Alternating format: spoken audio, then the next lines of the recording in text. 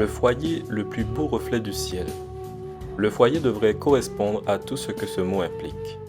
Il devrait être un coin du ciel sur la terre, un endroit où les affections sont cultivées et non soigneusement refoulées.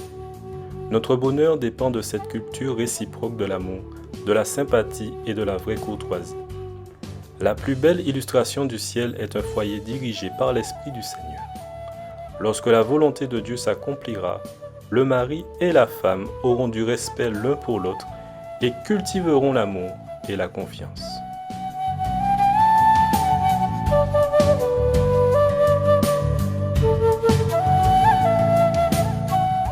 Se révéler l'un à l'autre dans le mariage. Je lis dans le psaume 103 les versets 6 et 7. Le Seigneur rend des jugements justes, il fait justice aux gens sans défense. Il a découvert ses projets à Moïse et ses grandes actions au peuple d'Israël. Que connaissez-vous de l'art de se révéler à autrui? Tout cela a commencé avec Dieu. Dieu s'est révélé à nous à travers les prophètes, les Écritures et par excellence à travers le Christ. Comme il le dit, le verset que nous avons lu en introduction, il s'est révélé aux Israélites de l'Antiquité à travers ses actions. Ils l'ont vu à l'œuvre quand il les guidait pour sortir d'Égypte et pour entrer en terre promise. Et ce faisant, ils ont beaucoup appris sur lui. Si Dieu n'avait pas choisi de se révéler, nous ne le connaîtrions pas. Le même principe vaut pour le mariage.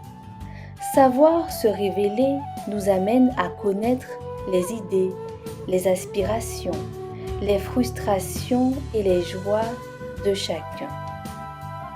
Bref, c'est la voie de l'intimité. Pas d'intimité sans révélation de soi. Alors, comment apprendre l'art de se révéler? On peut commencer par apprendre à parler en son nom propre. Les experts en communication parlent de déclaration en je au lieu de déclaration en tu. Par exemple, je suis déçue que tu ne m'accompagnes pas au dîner d'anniversaire de ma mère. C'est très différent de dire tu m'as encore déçue en ne venant pas au dîner d'anniversaire de ma mère. Quand vous mettez l'accent sur votre réaction, vous révélez vos propres sentiments. Viser les actes de l'autre est une accusation.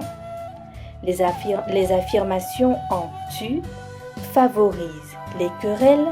Les affirmations en je favorisent la communication. Que Dieu puisse nous aider à nous révéler l'un à l'autre dans le mariage en apprenant l'art de la communication.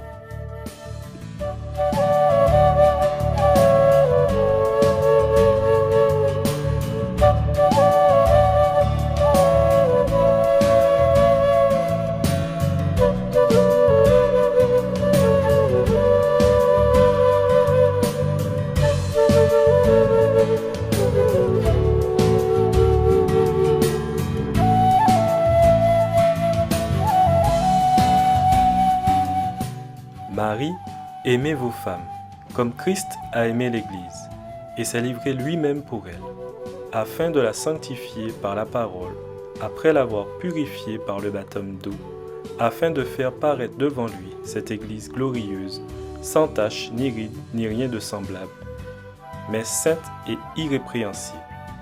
C'est ainsi que les maris doivent aimer leurs femmes comme leur propre corps. Celui qui aime sa femme s'aime lui-même, car jamais personne n'a haï sa propre chair, mais il la nourrit et en prend soin. comme Christ le fait pour l'Église, parce que nous sommes membres de son corps. C'est pourquoi l'homme quittera son père et sa mère, et s'attachera à sa femme, et les deux deviendront une seule chair. Ce mystère est grand. Je dis cela par rapport à Christ et à son Église. Du reste, que chacun de vous aime sa femme comme lui-même, et que la femme respecte son mari.